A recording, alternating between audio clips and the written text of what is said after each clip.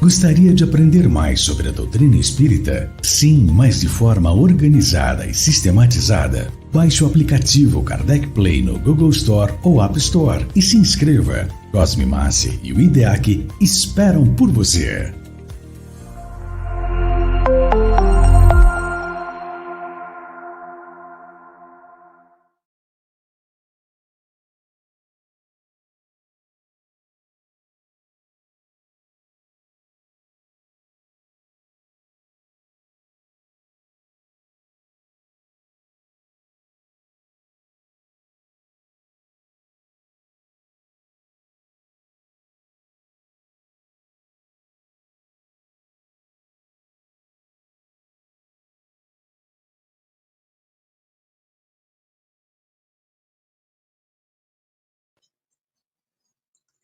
Guto, não tá te ouvindo.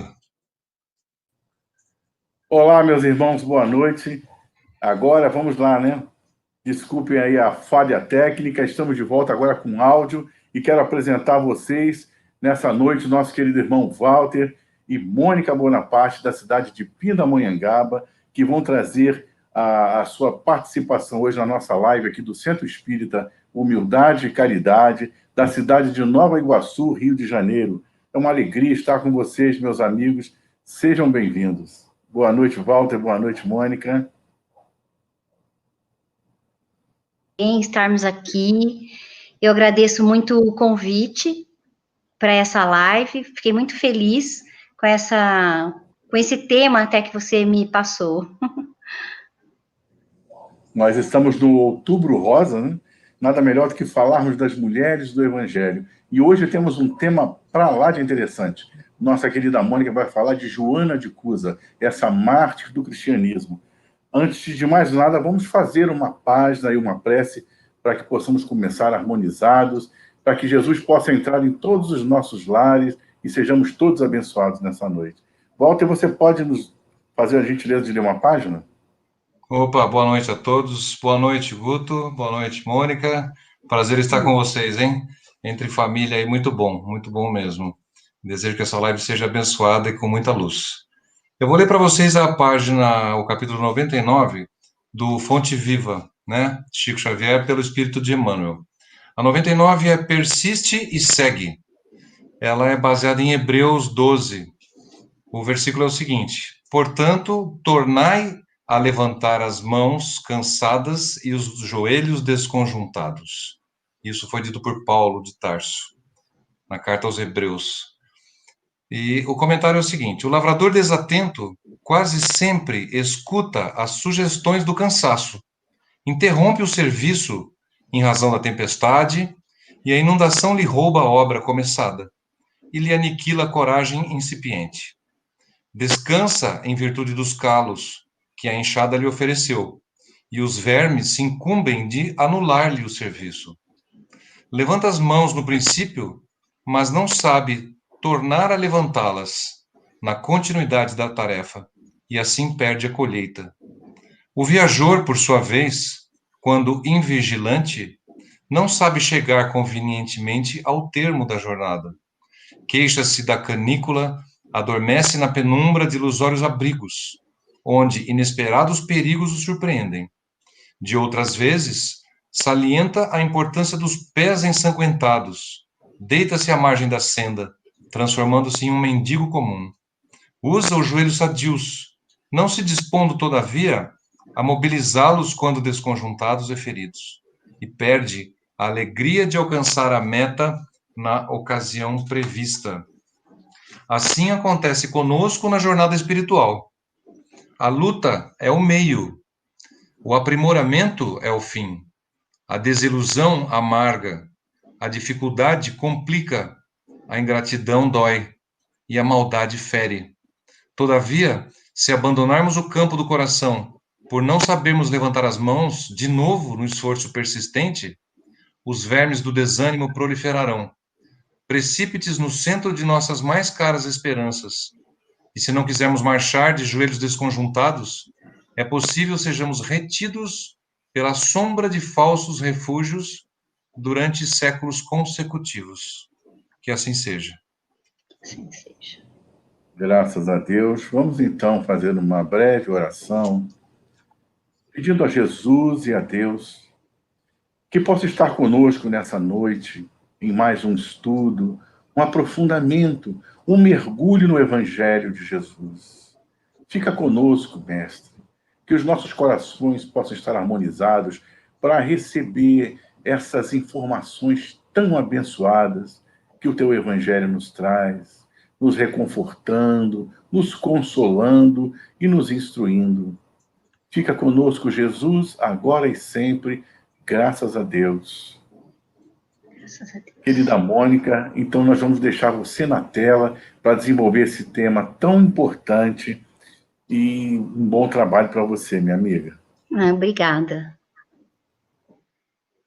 Eu disse que eu fiquei feliz porque, na realidade, eu sou ginecologista e obstetra. Então, a minha vida é cuidar de mulheres. E estou sempre em contato com as mulheres, escuto, tento usar o meu conhecimento da doutrina para contribuir com as mulheres que eu atendo. Então, quando o Gutenberg me passou esse tema de escolher uma mulher, uma das mulheres do Evangelho, uma mulher que acompanhou Jesus, e eu escolhi Joana, porque tem uma história muito bonita. Joana foi dita como a mulher que amou Jesus. E não só Joana, mas muitas mulheres seguiam Jesus. No Evangelho de Lucas, Joana foi mencionada algumas vezes. No capítulo 8, ela mencionou como uma das mulheres que estavam sempre com Jesus em suas pregações, e muitas delas ajudavam a Jesus, serviam até com seus bens. Só que eu acredito que, assim, por ser uma época de uma sociedade machista, elas não são muito citadas, nós não conhecemos muitas histórias dessas mulheres, como Maria Madalena, que conhecemos mais, a Joana de Cusa, que é a nossa mulher de hoje, que vamos estudar um pouquinho sobre a sua história, Susana, e outras mulheres que acompanhavam Jesus. Também no capítulo 24, Lucas cita que Joana foi uma das mulheres que foi até o sepulcro de Jesus, com o intuito que elas foram de preparar o corpo de Jesus, que era uma característica dos judeus naquela época, e acharam o sepulcro vazio. E também no livro Boa Nova, de Humberto de Campos, a gente consegue perceber uma história muito bonita de Joana, que entra em detalhes das palavras que Joana teve com o mestre Jesus naquela época, que foram poucas palavras que trouxeram um ensinamento muito grande. E nós vamos comentar um pouco sobre esse encontro. Mas antes eu pensei que a gente precisa pensar em que época isso estava acontecendo. O que acontecia nessa época de Cristo, nessa época das pregações de Jesus? Era uma época onde dominava o Império Romano. O Império Romano conseguiu conquistar muitos países naquela época, era enorme, conquistou quase que o mundo todo, mas às custas de guerras, de poderes, de forças. Não foi uma conquista amigável, a gente sabe disso. E era uma época de uma falta de amor, falta de compreensão, era uma época de miséria econômica do povo, que vivia subjugado, e miséria moral também. Nessa época, em Israel, na Judéia e na Galileia, os judeus religiosos eram os fariseus e os saduceus. Eles eram como se fossem dois partidos religiosos, cada um interpretava as leis de Deus conforme o seu entendimento. E eles esperavam, sim, um Messias nessa época, mas eles também esperavam um Messias guerreiro, que viesse lutar para salvá-los. E não era o perfil de Jesus, que veio trazer palavras do bem, palavras de amor, palavras de como a evolução seria importante com o nosso comportamento dentro da doutrina cristã. E Jesus condenou os dois partidos religiosos, vamos dizer assim. Ele, em algumas ocasiões, disse que vocês podem falar dizendo ao povo, vocês podem fazer o que eles dizem, mas não o que eles fazem, porque não eram bons exemplos. Então, essa disputa religiosa também fazia parte daquela época conturbada que tudo acontecia. E tinha também o governador, o rei judeu. Então, o rei judeu, que era subordinado aos romanos, e que também vivia nessa disputa entre os partidos religiosos, e o governador nessa época, e tinha um título de rei, era Herodes Antipas. Herodes já nasceu com esse título, porque quem conquistou esse lugar foi seu pai, que era chamado de Herodes o Grande, e ele recebeu um título, então, de rei e de administrador da Judéia e da Galileia pelos romanos, porque ele era também um conquistador que ajudou os romanos a conquistar o seu povo, o povo judeu. E Herodes Antipas cresceu como um príncipe, depois teve esse título de rei e de governador, e ele era uma pessoa frívola, uma pessoa fútil, acusado de vários crimes. Foi citado também no Novo Testamento pela sua participação nas mortes de João Batista e do próprio Jesus. E onde a gente encontra a nossa Joana nessa situação toda? Joana, esposa de Cusa, por isso ela é dita Joana de Cusa, e Cusa era o braço direito de Herodes. Era o braço direito, era um funcionário do alto escalão de Herodes. Então, ele vivia nesse meio, se dividindo entre agradar aos religiosos, agradar os judeus, agradar os romanos, que eram quem tinha realmente poder, e subordinado diretamente a Herodes, que era esse rei completamente fora do que Joana, uma moça de bem, uma moça de fé, julgava os seus atos. Joana amava seu esposo, mas ela vivia um pouco triste com essa situação, porque ela sabia o que o esposo precisava fazer para se manter nesse cargo. Eles eram um casal que participavam da sociedade, eles moravam em Cafarnaum, e eles viviam, Cafarnaum também era uma cidade onde se conjugavam interesses de comerciantes, de pescadores, e Joana, mesmo amando seu esposo, não ficava muito feliz por causa dessa situação. Ela sabia que ele não estava numa situação boa, nem cometia bons atos, e as suas servas apresentaram Joana as pregações de Jesus. Então, Joana era uma daquelas mulheres que, mesmo sendo da sociedade, se vestia com roupas mais simples e escutava Jesus em suas pregações. No livro Boa Nova, ele cita uma parte assim, que entre a multidão que invariavelmente acompanhava Jesus nas pregações do lago, achava-se sempre uma mulher de rara dedicação e nobre caráter, que era Joana. Então, Joana já frequentava as pregações de Jesus, já estava convencida que a maneira de se viver bem era a maneira dentro do que o Cristo pregava, e vivia um pouco infeliz, então. Ela vivia com esses dissabores íntimos.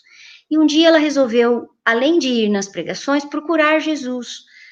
Foi procurar Jesus no seu descanso, na casa de Simão Pedro.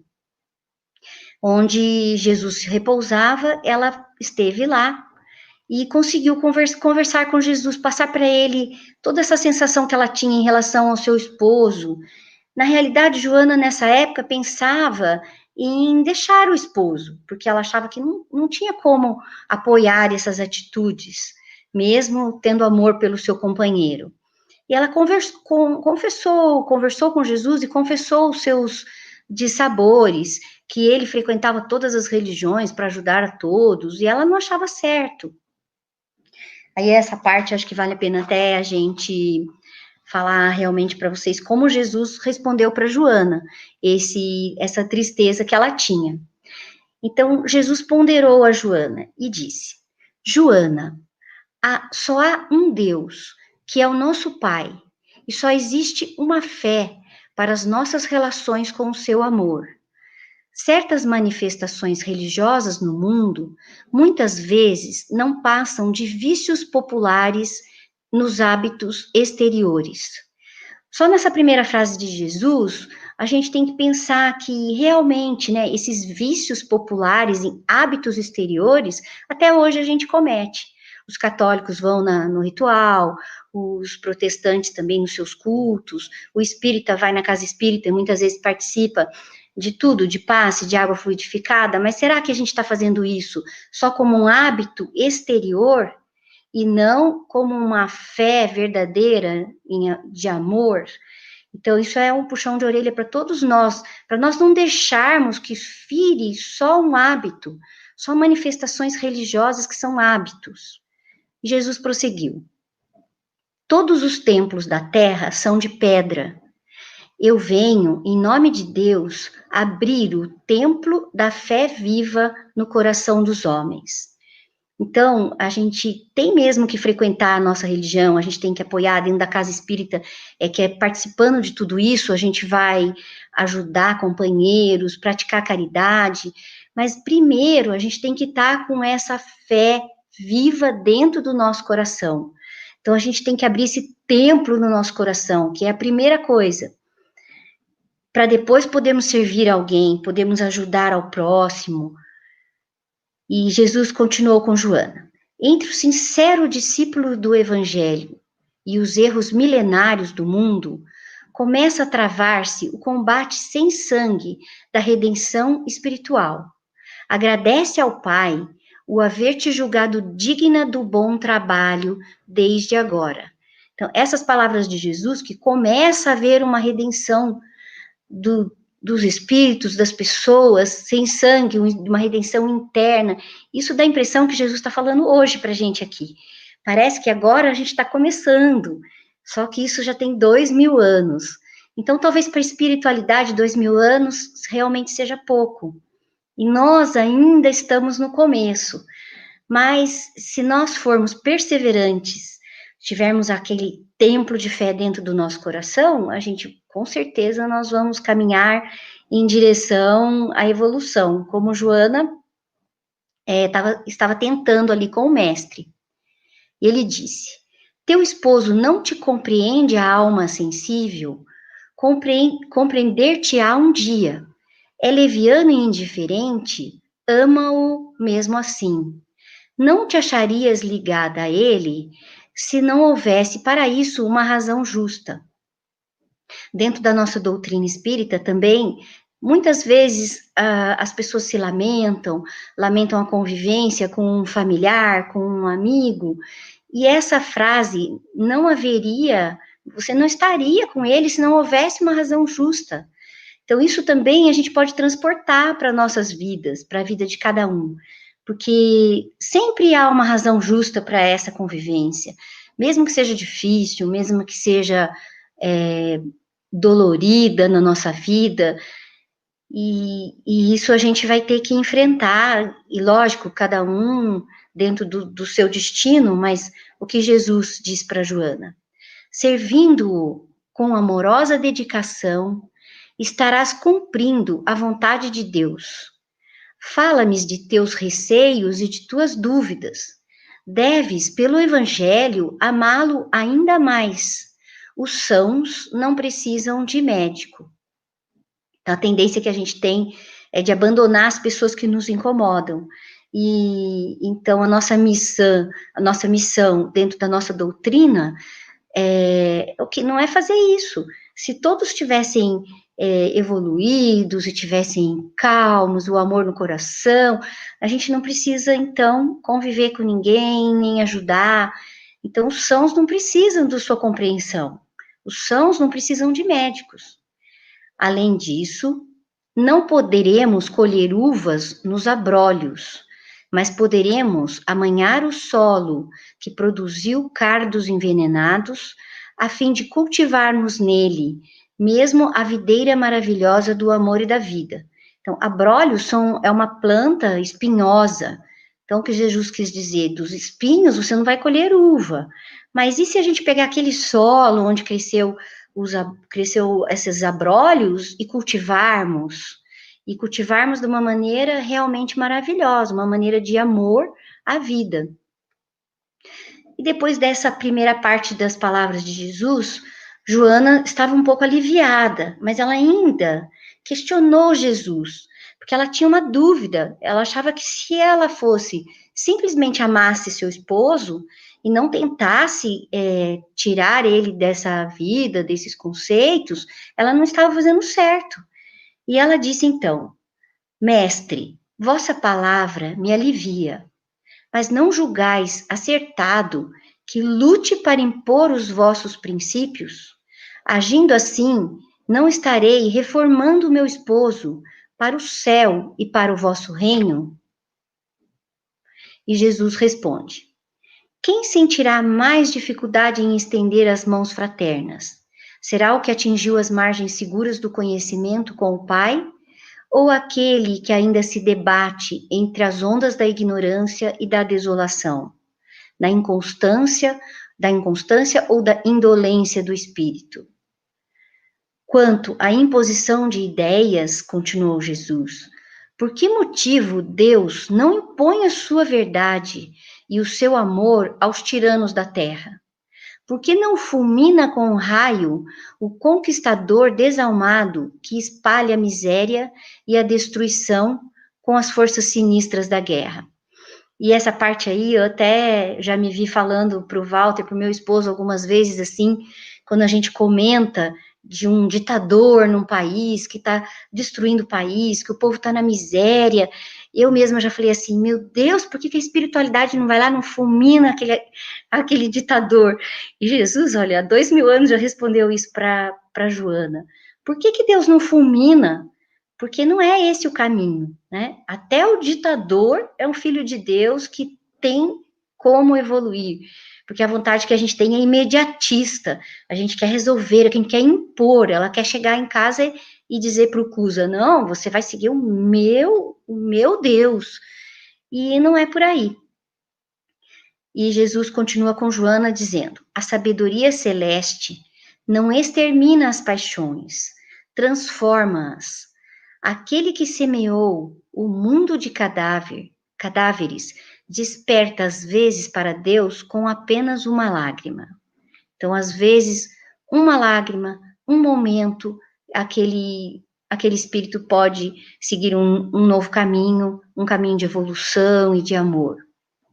O pai não impõe a reforma a seus filhos, esclarece-os no momento oportuno, Joana. O apostolado do Evangelho é o de colaboração com o céu, nos grandes princípios de redenção.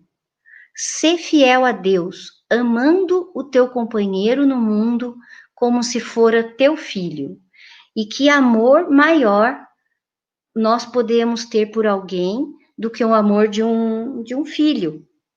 Então, Jesus quer dizer para ela, ama com o maior amor possível da terra esse companheiro, mesmo que ele não esteja agindo conforme o que você julga correto.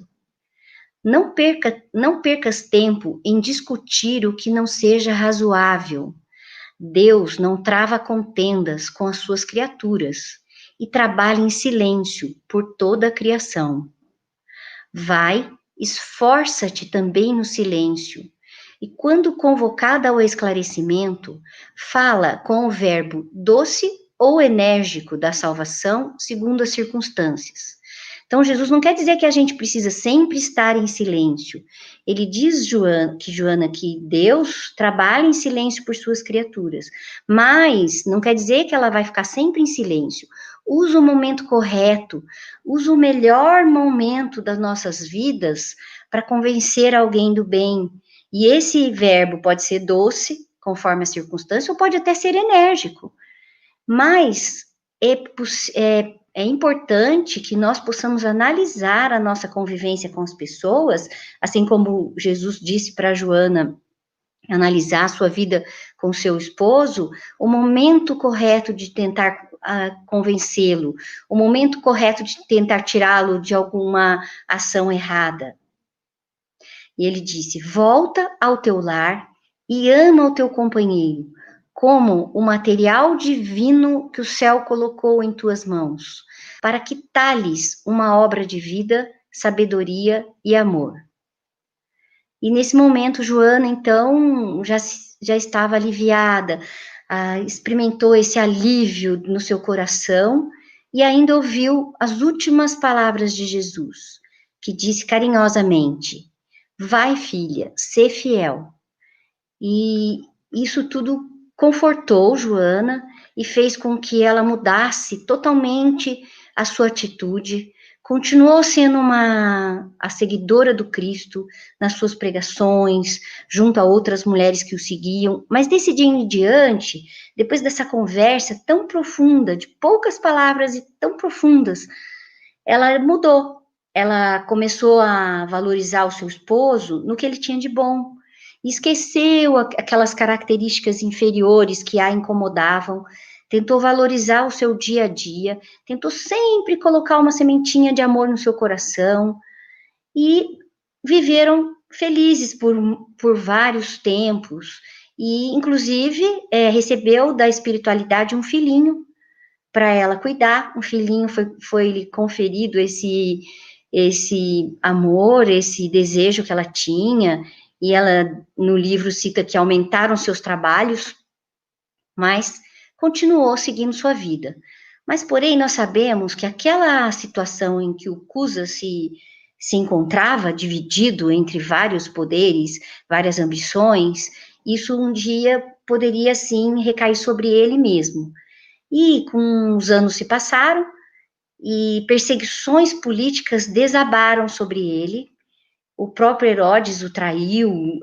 Alguns livros citam que Herodes incriminou Cusa de alguns crimes dele próprio. E Cusa, então, perdeu o seu cargo, perdeu seu prestígio, e torturado por toda essa ideia de vingança, pelas dívidas, pelas vaidades feridas, acabou adoecendo e desencarnou, deixando Joana e seu filhinho. E nesse momento, Joana repensou sua vida, passou por dissabores, por tristeza, e ela decidiu que ela teria que trabalhar.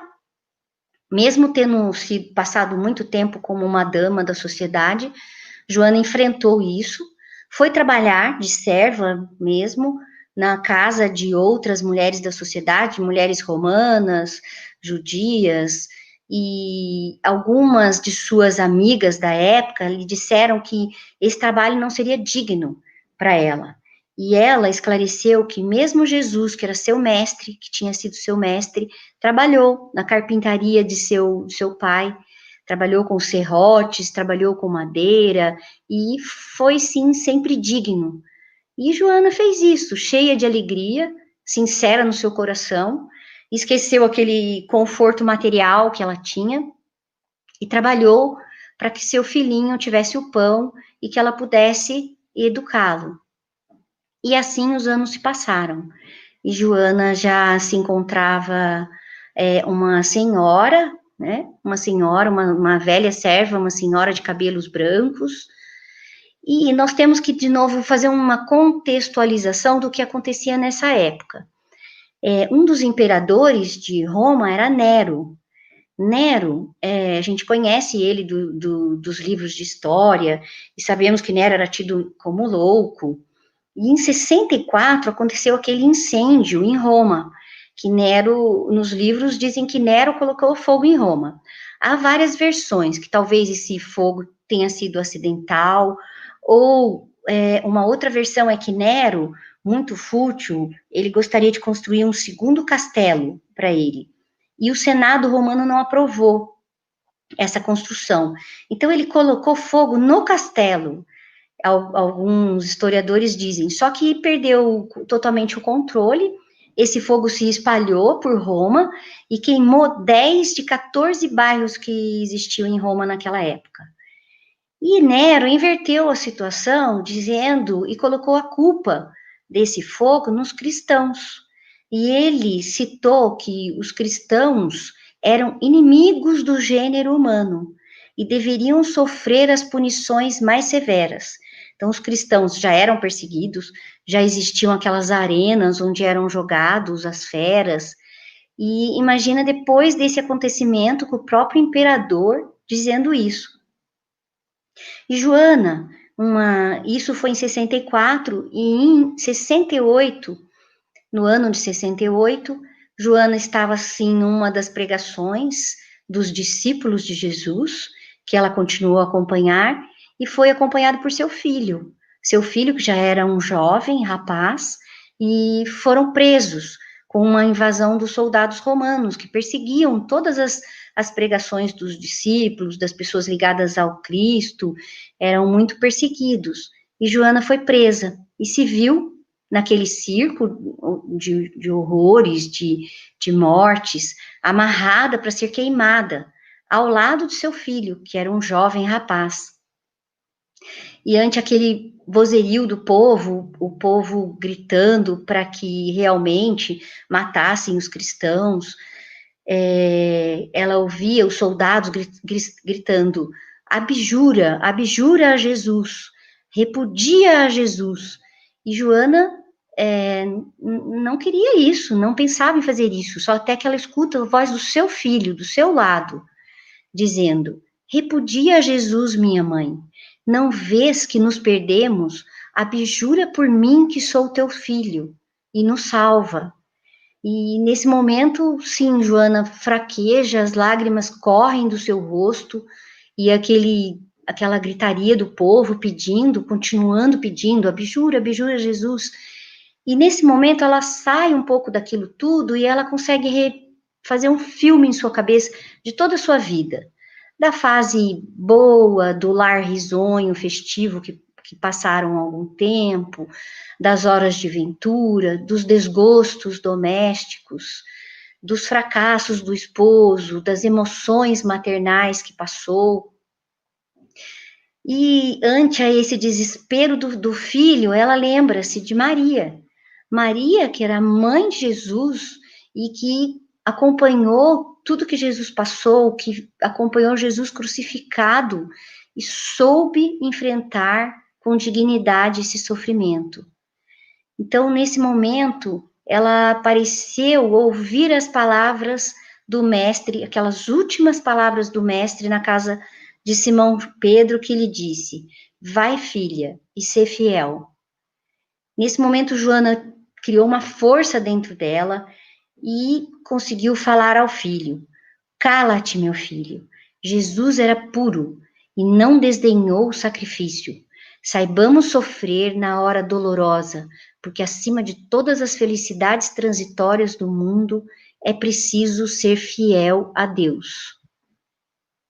E mesmo naquele aquele murmurio todo do povo delirante ao seu lado, Joana continuou com firmeza, e mesmo sabendo que seu filho ali ao seu lado também sofria, ela continuou em silêncio, aguentando o seu sofrimento.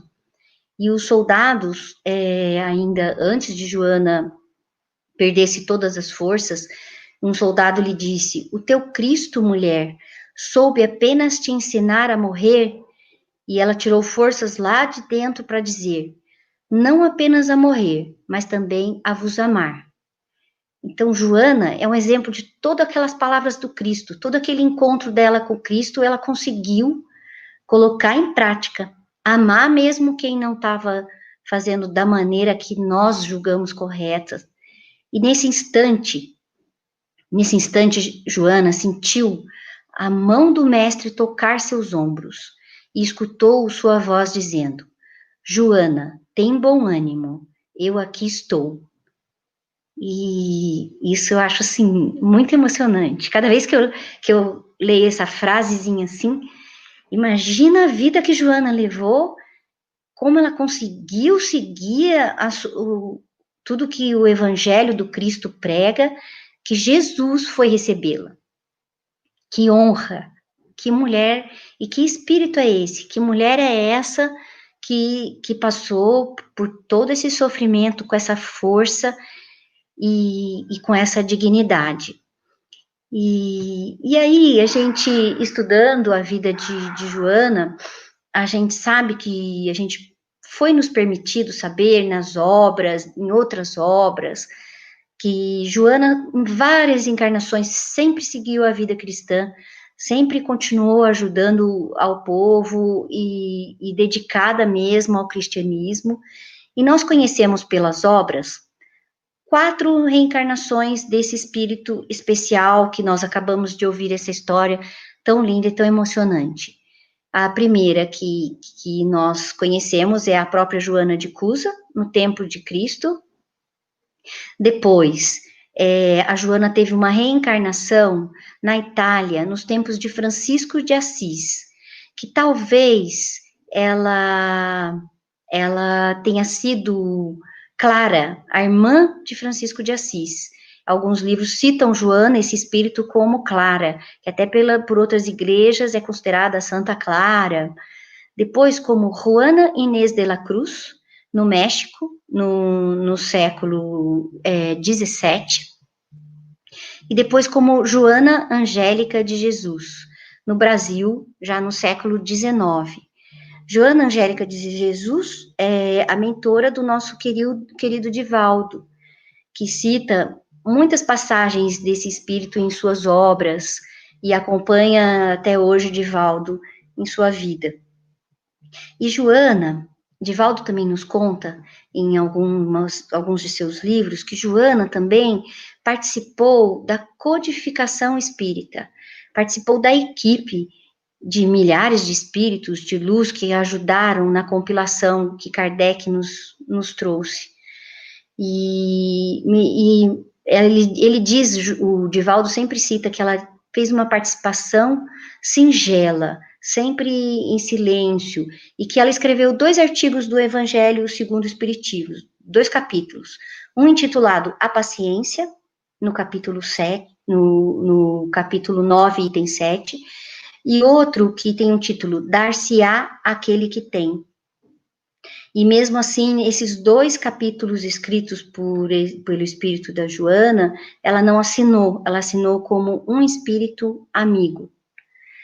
Então, eu acho assim que numa passagem tão curta de Joana, a gente tira assim muitos ensinamentos.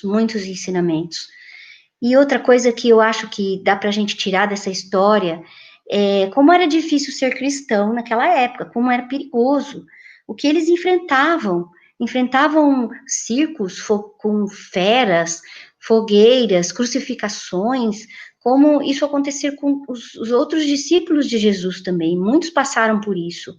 E muitas mulheres também que seguiram Jesus, além de Joana, também tiveram um destino muito difícil. E hoje, como é a nossa vida? Como nós enfrentamos, como levamos essa maneira de ser cristãos hoje em dia? Nossos enfrentamentos, eu acredito, são mais delicados, não tem feras que vão nos devorar, mas são, assim, todos os dias das nossas vidas. Exigem de nós paciência, fidelidade a Jesus, como Jesus disse para Joana, vai, filha, ser fiel. Ainda precisamos dessa fidelidade a Jesus e paciência e perseverança todos os dias da nossa vida. E nós temos uma vantagem, que nós temos hoje a doutrina espírita que nos trouxe esse consolo, esse alento, que seguindo a doutrina espírita, com certeza nós vamos encontrar ferramentas para ultrapassar tudo isso. E aí, para terminar, no livro Boa Nova mesmo, da onde conta a maior parte dessa história linda de Joana, tem uma frase no capítulo 22 de Jesus, e que ele, nessa frase, ele fala sobre as mulheres. Então, como hoje a nossa live foi pensando no Outubro Rosa, e um prestígio e uma homenagem às mulheres, eu pensei que essa frase é uma frase boa para a gente encerrar. E Jesus disse: será ainda a mulher que buscaremos confiar a missão mais sublime na construção evangélica dentro dos nossos corações, no supremo esforço de iluminar o mundo. Jesus, no capítulo 22 do livro Boa Nova. Então, eu agradeço muito ao Gutenberg e essa oportunidade, e que cada vez que a gente tem que falar sobre alguém, eu acho que o ensinamento maior é nosso mesmo. Então, muito obrigada por essa participação, muito boa noite a todos vocês. Mônica, que maravilha, que noite abençoada você nos proporcionou, trazendo esse espírito iluminado, com tanta eficiência e doçura. Muito obrigado, Mônica. Estava aqui envolvido e viajando nas histórias desse espírito de escola que é a Joana, né? Muito obrigado, tá, minha amiga? Eu que te agradeço. Estou, assim, duplamente feliz porque estar com você e Walter aqui, esses dois irmãos que nos acolheram aí em Pinda, né, em Taubaté, que nos levaram aí para conhecer as instituições, para fazer palestras. É uma alegria imensa estar com vocês aqui. Até vou trazer o Walter de volta. O Walter tinha ido ali, já voltou. Acho que você foi prender o cachorro, né, Walter? Eu estava escutando aqui o cachorrinho. Fui dar comida para os filhinhos cachorros. É isso. E estava aqui agradecendo a Mônica e a você, Walter, primeiro pela amizade, essa amizade boa que surgiu entre nós, né? E você falou, hoje estamos entre família, eu me sinto assim, entre família com vocês também. E eu acho que o Centro Espírita Humildade e Caridade está comemorando 107 anos, né, em 2020. Está todo mundo comentando muito no chat, no zap comigo, de o quanto a palestra foi agradável, o quanto vocês são pessoas ótimas, carinhosas, maravilhosas. Espero que vocês se sintam abraçados e integrados aqui na família Humildade e Caridade. A nossa gratidão. Mas, Mônica, tem uns comentários aqui que eu vou passar para você, a ver se você pode comentar para nós. A nossa querida Jane Dias, que é diretora da casa, trabalhadora, ela diz assim: ainda hoje é muito necessário consultar Jesus nos momentos de decisões graves, como ocorreu com Joana. Ela comenta que consultemos sempre o seu evangelho de amor. É importante isso, Mônica, a mulher de hoje consultar, como Joana de Cusa fez, o mestre? Se nós pudéssemos ir também à casa de Simão Pedro, né, e encontrarmos o mestre presencialmente, seria uma alegria enorme, mas a gente pode sim encontrar o mestre, encontrar o que o mestre tem para nos dizer, nos concentrando em nossas preces, em nossas orações, pedindo realmente uma luz, porque mesmo o que eu comentei que hoje em dia é um pouco mais fácil ser cristão, mas o nosso mundo ainda é difícil. Muitas mulheres também enfrentam esse problema que Joana enfrentou, de às vezes não estar em conformidade com o seu esposo em todos os seus atos. Mas quem sabe com amor e com escutando Jesus em suas preces, elas vão achar um caminho para fazer o bem e para tentar levar aquele outro espírito para o bem. Então, eu acho que é possível, sim, que tenho certeza que existe esse canal, mesmo que ele não esteja aqui perto da gente presencialmente, né? Joana de Cusa, naquele tempo de domínio patriarcal, machista, na sociedade antiga, né, que nós estamos ainda vivendo, mas naquela época era uma coisa muito intensa, né? Ela foi uma mulher muito além do seu tempo, né, Mônica? Hoje em dia, você acredita que as mulheres espíritas atuantes no nosso movimento, elas têm realmente um espaço que elas merecem ter no movimento espírita? Eu acho que as mulheres estão conquistando seu espaço, sim. Eu acho que as mulheres cada vez são mais ativas, cada vez nós temos palestrantes ilustres que estão aí transmitindo a sua luz, o seu conhecimento para nós. Eu acho que, de uma maneira geral, o planeta é, sim, ainda machista, mas eu acho que a gente nem deve focar muito no machismo, a gente tem que focar na evolução da mulher e fazer com que elas tenham ferramentas para continuar. Às vezes eu falo, se a gente ficar falando só do racismo, a gente não acaba com ele, a gente tem que proporcionar coisas boas para todas as raças. Se a gente ficar falando só que a mulher foi é ainda, né, a gente sabe que é ainda prejudicada e não tem as mesmas oportunidades, mas eu acho que a gente tem que pensar em batalhar para continuar. E eu acho que dentro do movimento espírita, as mulheres, sim, têm um espaço já, acho que já concretizado, eu acho que elas estão cada vez mais em busca disso também. Eu acredito nisso, sim, Gutenberg. Acho que ainda deve ter dificuldades, devem ter casas que ainda são um pouco mais fechadas, mas eu acredito que as mulheres estão num caminho muito bom. Até há um tempo atrás, algumas instituições, eu fazia palestra numa instituição onde as mulheres eram separadas dos maridos quando iam para as palestras públicas, né? Isso é coisa muito recente. Mas eu tenho uma pergunta da Maria Clara que é bem interessante também. A gente agradece a participação da querida Maria Clara. Ela diz o seguinte: Mônica, boa noite. Uma dúvida. Entendo que estamos cercados de pessoas com as quais devemos estar. Mas quando a situação, por exemplo, for um marido abusivo e que agride a sua esposa, ela deve manter essa relação? Então, aí são extremos que realmente nem sempre vai ser possível isso. Porque a mulher também, se ela chega a um ponto de não ter mais com seu amor, com seus costumes, com suas atitudes, uma receptividade de um companheiro, às vezes ela pode até ter feito a parte dela para tentar levar ele para o bem e realmente não conseguiu. E às vezes chega a um ponto até de segurança dela e dos seus filhos. Então a gente fala que a gente tem que tentar ajudar as pessoas que não estão no mesmo caminho, mas a gente sabe que existem casos extremos e que não é possível isso. Infelizmente, ainda a gente não pode julgar esses espíritos como um espírito perdido, como Jesus disse para Joana, que às vezes com uma lágrima uma pessoa se redimiu de todos os seus pecados, mas realmente na prática, aqui na nossa vida, existe às vezes situações que ela necessita se afastar, necessita de ajuda dos familiares, né? Realmente não é tão fácil, né? Não é? Walter, quer fazer alguma observação sobre essa pergunta importante aí? Eu acho que seria bacana nós ouvirmos um homem.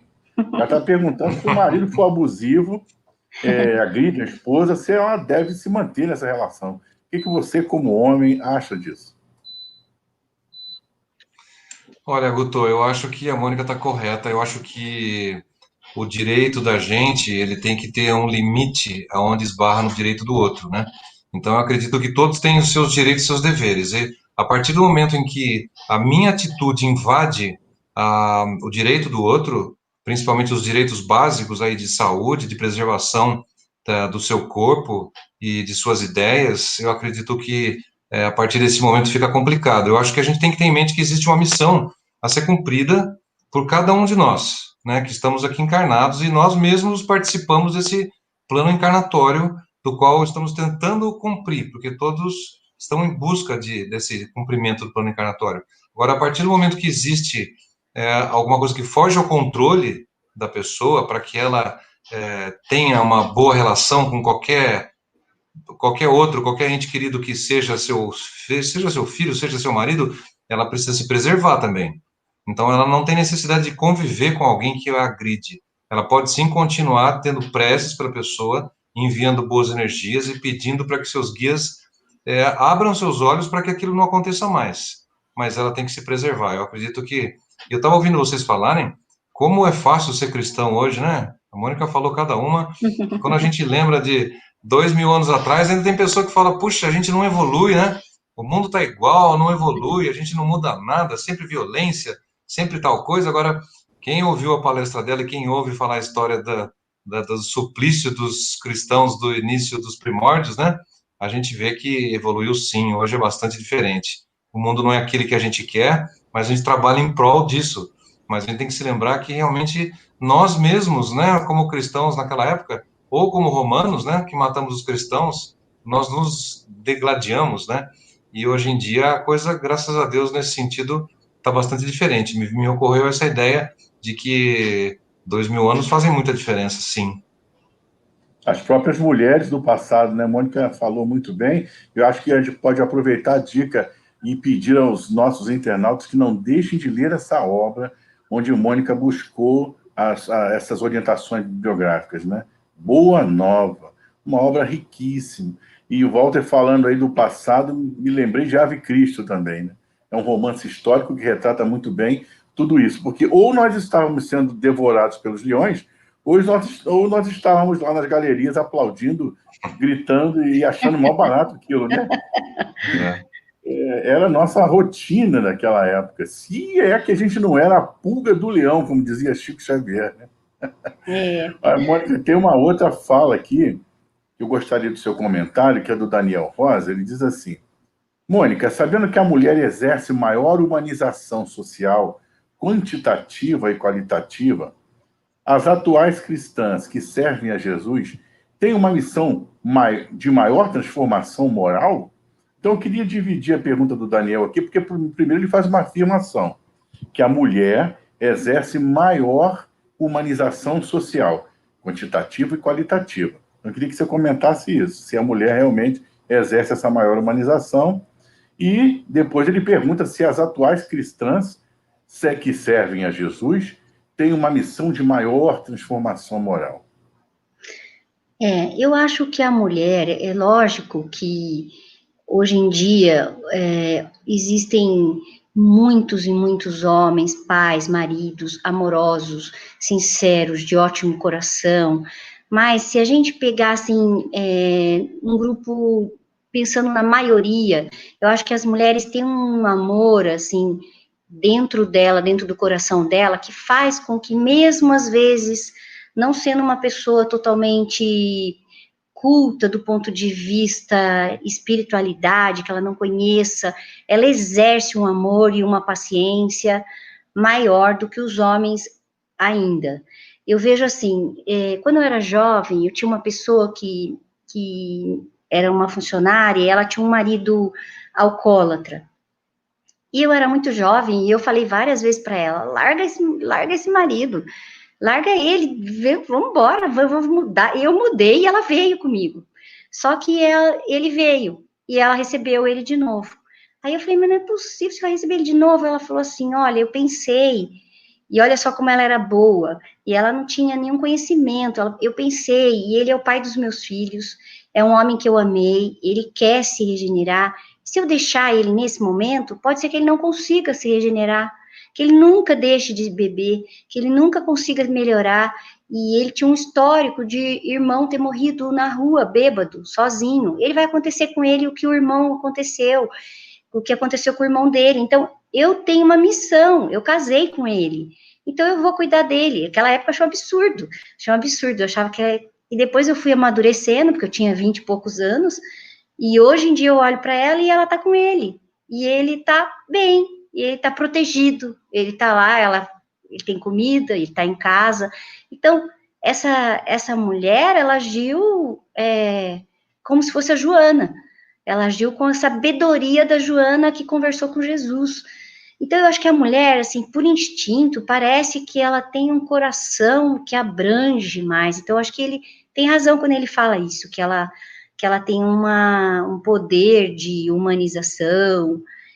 E também, se ela tem esse poder, e hoje em dia nós temos o conhecimento a gente sempre diz isso, né, no centro espírita, de quanto mais lhe foi dado, mais será cobrado.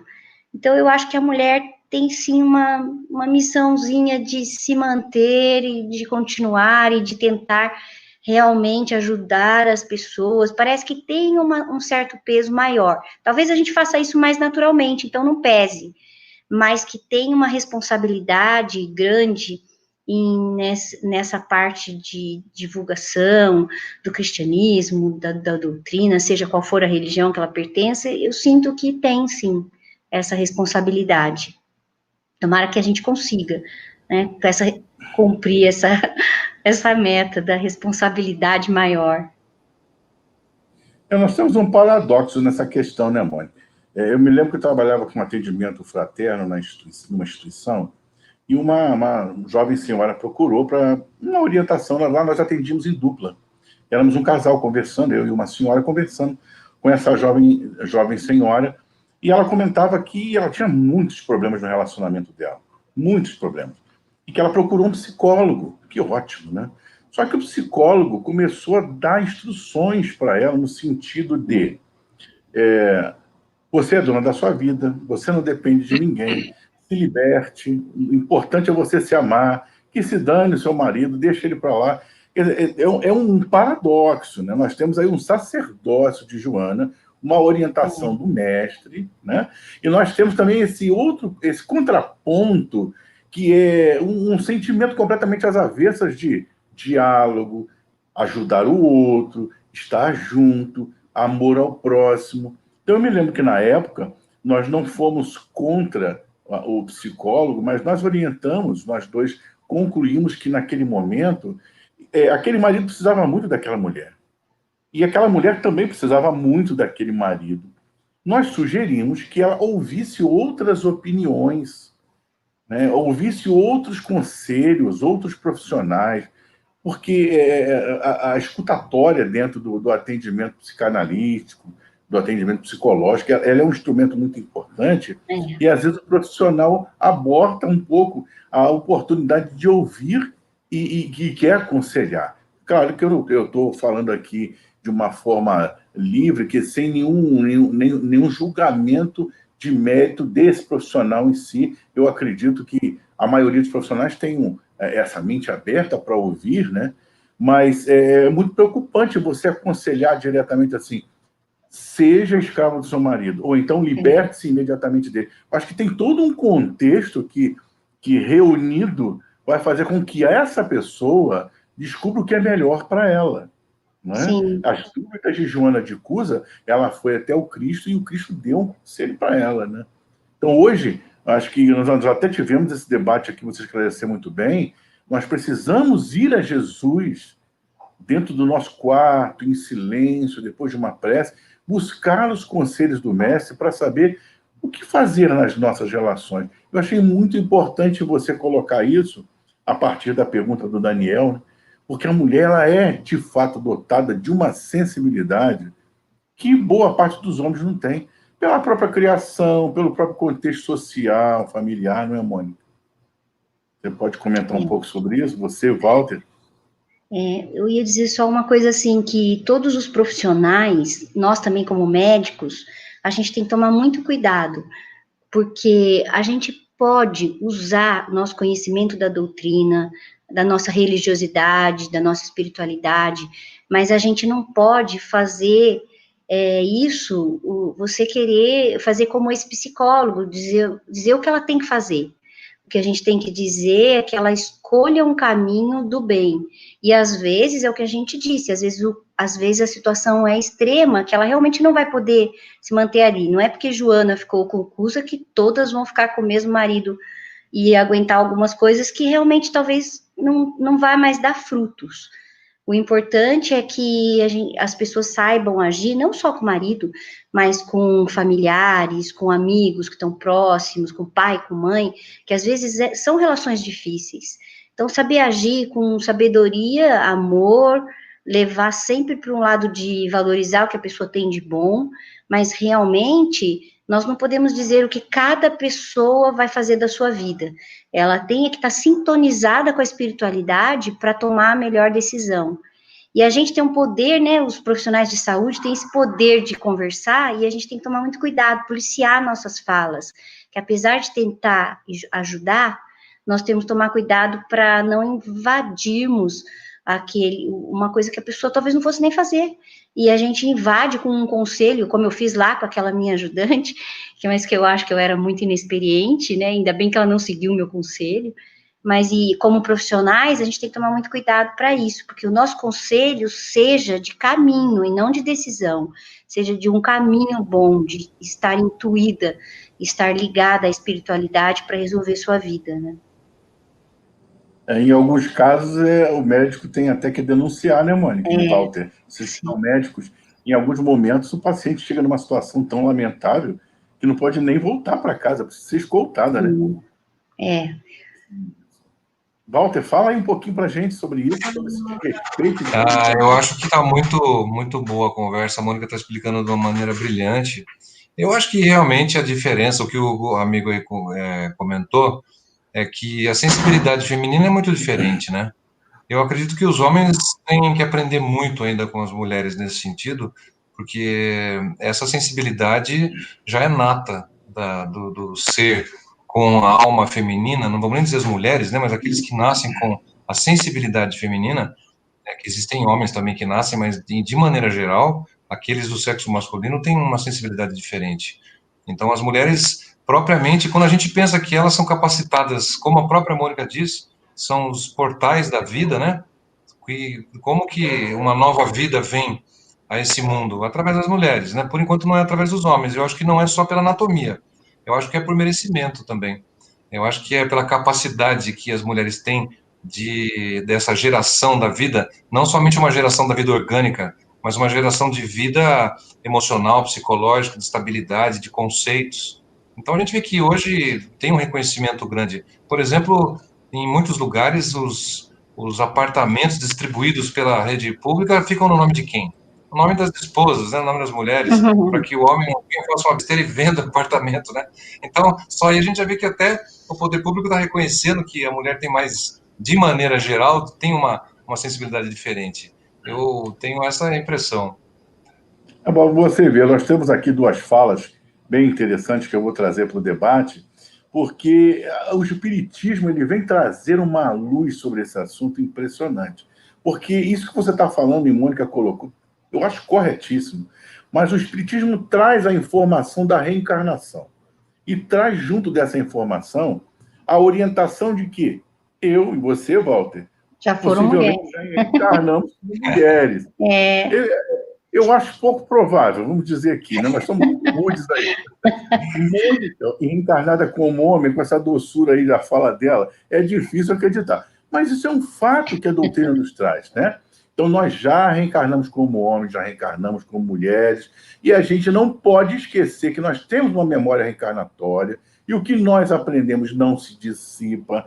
Então, não tem nada demais os homens serem gentis, os homens ajudarem as mulheres a trocar a fralda do bebê, a cuidar da casa, a lavar a louça, a coordenar a faxina, enfim, os homens se tornarem mais sensíveis e as mulheres, por sua vez, assumindo papéis impressionantes. Os papéis de gerência hoje, já está comprovado isso na administração, né?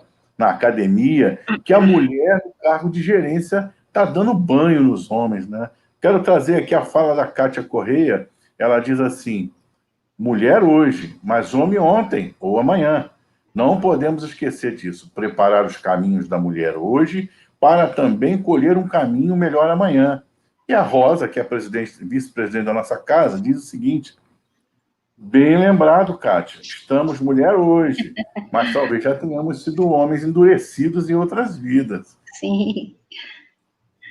É isso, meus amigos. Muitas falas carinhosas aqui para a Mônica, para você, Walter. Muitos elogios, dizendo que a palestra foi ótima. Falas ponderadas, falas fraternais, com equilíbrio. E eu externo aqui para vocês, em nome da nossa Casa Espírita, do nosso 10º Conselho Espírita aqui da Federativa, a nossa gratidão por terem estado conosco nessa noite festiva do Outubro Rosa, lembrando Joana de Cusa, nossa Joana de Ângeles, esse espírito milenar de tanta luz e tantos ensinamentos. Deixo para você as palavras finais, Mônica. E logo daqui a pouco eu vou pedir ao Walter, depois dos recados, para fazer a nossa prece. Pode ser, Walter? Então, mais uma vez agradecer você e sabemos que essas mulheres tiveram, sim, uma importância muito grande junto a Jesus, no caminho que ele percorreu aqui, e que a gente possa seguir isso como um exemplo de perseverança, de fé, de ser fiel a Jesus em todos os nossos atos, e que as mulheres de hoje em dia também possam ter uma valorização melhor, que elas sejam mais consideradas, que nesse Outubro Rosa, a gente falando de mulheres, de histórias, que elas pensem em cuidar também da sua saúde, não negligenciem que precisam se cuidar do corpo físico também, porque a mulher se dedica, cuida dos filhos, cuida da casa, e às vezes se esquece, né, dessa parte de cuidar de si mesma. Então, eu acho que a mensagem dessa palestra é que as mulheres sigam em frente em todos os aspectos, espiritual, físico, profissional, que a gente não desista e tenha muita força para continuar. E parabéns a você, Mônica, por ser mãe, agora já é avó, né? Com essa carinha de irmã da filha, mas já tem um netinho lindo, né, Um netinho lindo. Como é que chama o netinho? Henrico. Henrico. Henrico nasceu há poucos meses agora, né? Quase 6 meses. Quase 6 meses, que bênção. Eu tô todo bobo, que babão, porque eu também fui avô agora, né? Alguns dias atrás. Então, muito obrigado mais uma vez, Mônica. Nós queremos agradecer aos amigos da rede Amigo Espírita, a RAI TV, nacional e internacional, que estão transmitindo o nosso evento, gerando as nossas imagens. Um abraço fraternal para o Rafael Papa, José Aparecido, os amigos da Rádio Espírita e TV Espírita Esperança de Campos, que também transmitem o nosso evento, a turma do nosso canal do 10º Conselho Espírita e do Centro Espírita Humildade e Caridade, que é todo gratidão por essa noite abençoada. Vamos agradecer a Deus e a Jesus nesse momento, com o nosso irmão Walter fazendo a nossa prece de encerramento. Muito obrigado a todos os internautas pela participação maravilhosa. Muita gratidão. Está contigo, Walter. Pedimos à espiritualidade que continue nos protegendo, que continue nos iluminando e que nos dê o norte a ser seguido, que nos abra os olhos, que deixe nossos ouvidos atentos e que nossa consciência fique sempre tranquila, sabendo que dentro de cada um está a verdade que Cristo trouxe, que na consciência de cada um existe aquela semente que irá brotar e devagarzinho vai nos trazer muito conhecimento, trazer um comportamento cada dia mais fraterno, cada dia mais carinhoso, cada dia que se importe mais com nossos irmãos. Pedimos a Joana, que foi nossa conversa de hoje, que a Mônica nos trouxe, que esteja sempre por perto, que continue iluminando as pessoas, e pedimos a todos os guias dessas transmissões, os guias de cada um, que estejam presentes, que tenham paciência conosco, e pedimos a todos muita paz, e que possamos ter uma vida gostosa, uma vida iluminada, uma vida de carinho, quando podemos enxergar aquilo que é bom. Eu rogo para que nossos guias nos mostrem sempre o lado positivo da vida, para que possamos dar valor àquilo que temos. Que essas transmissões nos abram os canais de intuição e que Jesus esteja sempre presente em nossas falas, que o seu Evangelho esteja sempre presente em nossas leituras e que a doutrina espírita, o nosso Consolador, já entre nós, através de Kardec, continue sempre presente. Obrigado, Senhor, por mais uma noite iluminada de tantos ensinamentos. Que assim seja.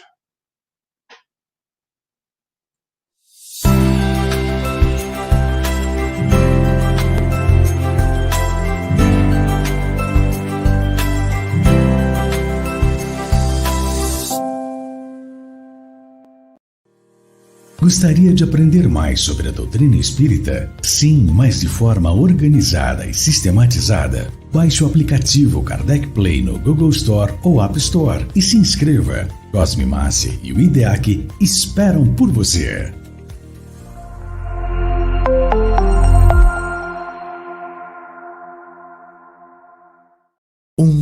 milhão de amigos. É o que a Rede Amigo Espírita deseja conquistar em seu canal no YouTube. E você, amigo espírita, pode ajudar. Convide 5 amigos para se inscreverem em nosso canal e ligarem o sino de alerta. Além de atingir a meta de 1 milhão de amigos, todos serão sempre avisados de novos vídeos e transmissões ao vivo no YouTube. Acesse agora raitv.com.br. Rede Amigo Espírita, divulgando, instruindo e unificando.